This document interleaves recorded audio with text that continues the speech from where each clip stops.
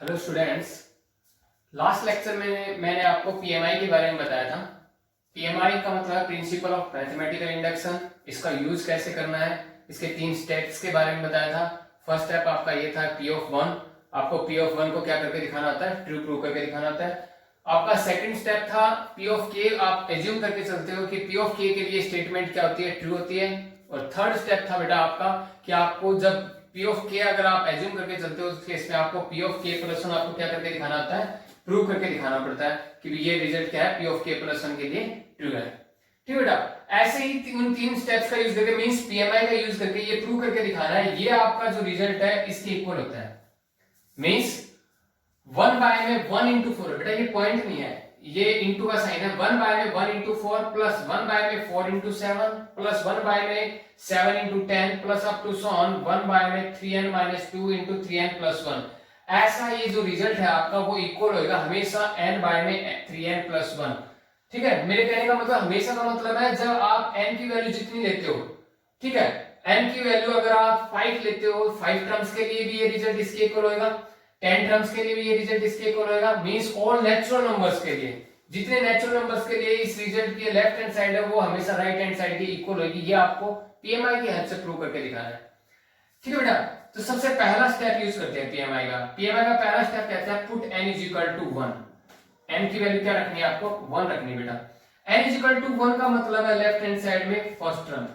n is equal to 1 का left hand side में मतलब क्या था, फर्स्ट टर्म। फर्स्ट टर्म इस साइड क्या है आपकी, ये है 1 बाय में 1 इंटू 4, 1 बाय 1 4 जा 4, तो ये आपकी लेफ्ट हैंड साइड आ गई 1 बाय 4। अब राइट हैंड साइड को सोल्व करेंगे। राइट हैंड साइड में n इज इक्वल टू 1 का मतलब यहाँ n की जगह क्या रख दो, 1 रख दो बेटा। 1 बाय में 3 इंटू 1 प्लस 1, 1 बाय में 3 plus 1 is equal to 1 by 4।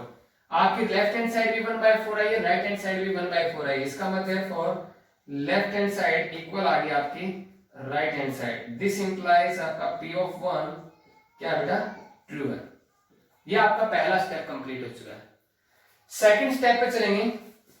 Second step क्या कहता है, let us assume that P of के इज ट्रू। हम मान के चलेंगे जब n की जगह स्टेटमेंट के अंदर क्या रखते हैं, k रखते हैं, तो ये रिजल्ट क्या है, ट्रू है। इसका मतलब है P ऑफ k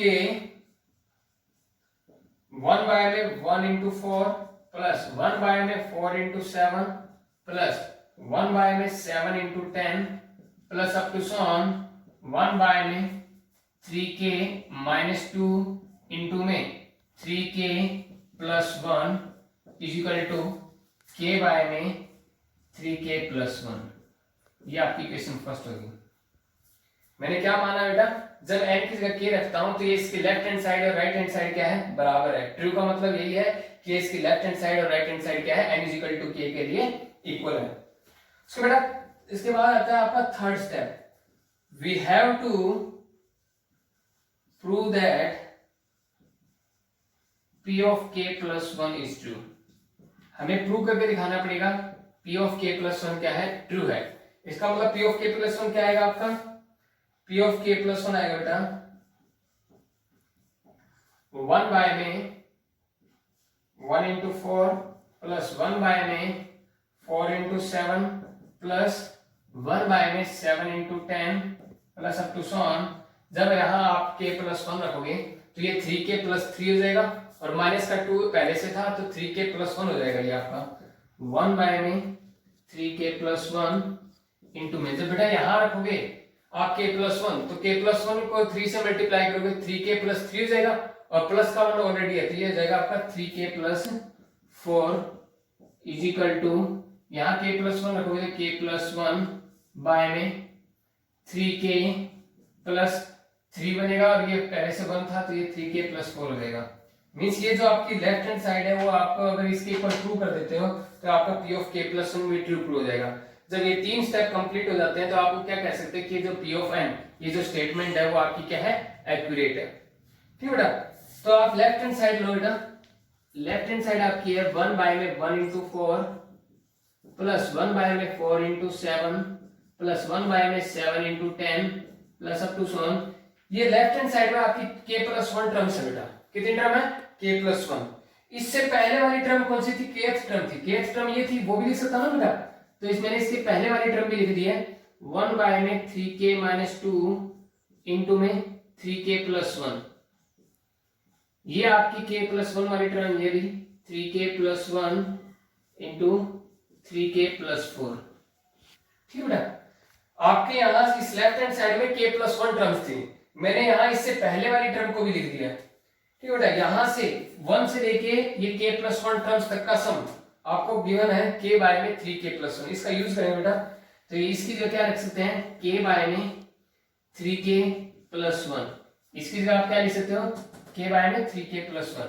ये आपका एज इट इज है 1 बाय में 3k प्लस 1 इंटू में 3k प्लस 4। ठीक है बेटा। इससे आगे देखो, इसमें से डिनोमिनेटर में से कॉमन आ रहा है 1 बाय में 3k प्लस 1 आपका कॉमन आ गया बेटा।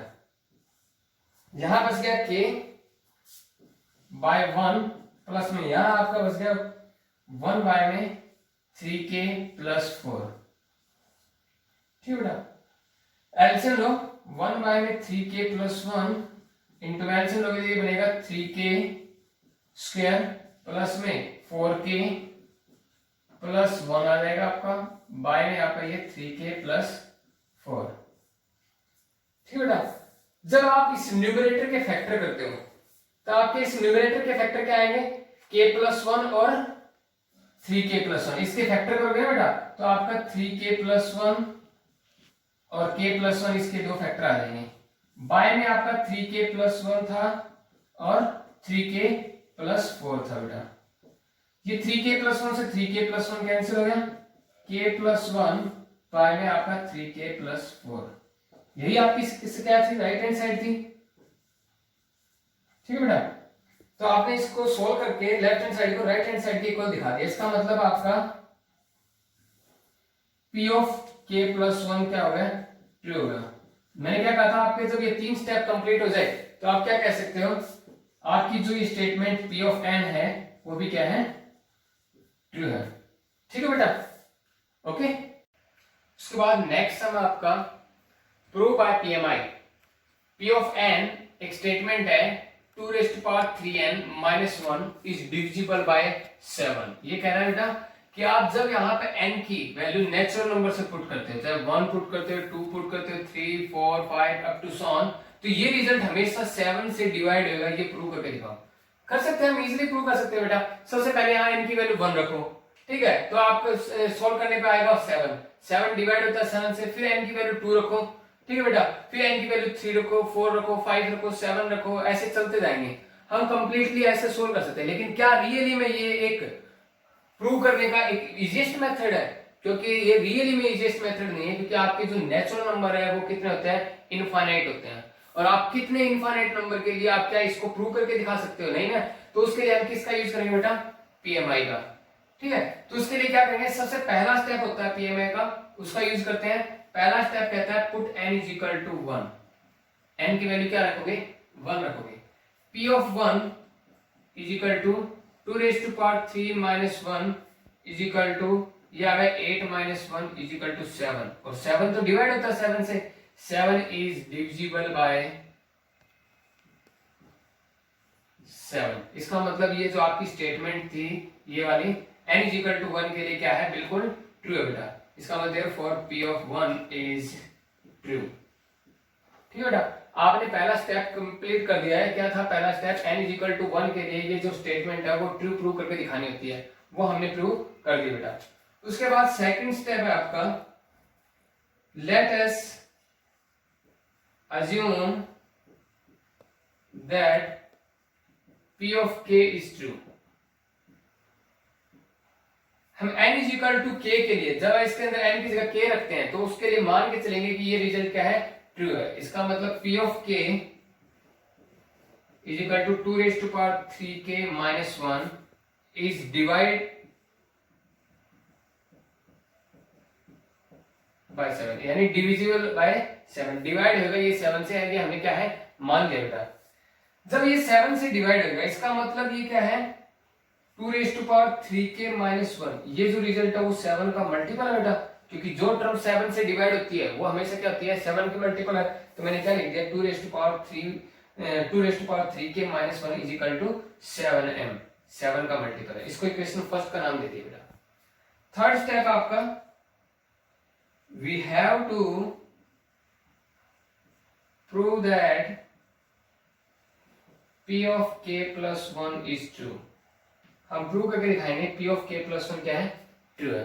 P of k plus 1 true करने का मतलब है जब आप n की जगह यहाँ k plus 1 रखते हो तब भी ये रिजल्ट क्या आएगा, 7 से डिवाइड होगा। हमें ये प्रूव करके दिखाना है। तो P of k plus 1 is equal to 2⁻³ जब यहाँ n की जगह k plus 1 रखोगे तो यह बन जाएगा 3k plus 3 बन जाएगा -1।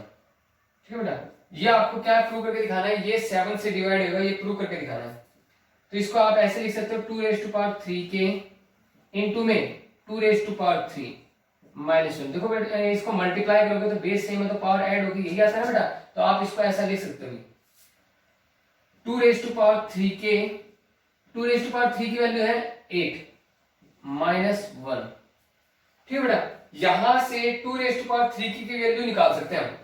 यहां से निकालो 2⁻³ की वैल्यू आएगी 2⁻³ इक्वल आएगा, ये माइनस का 1 इधर आ जाएगा 7m + 1। ये वैल्यू रखेंगे बेटा यहाँ पे हम 2⁻³ की जगह।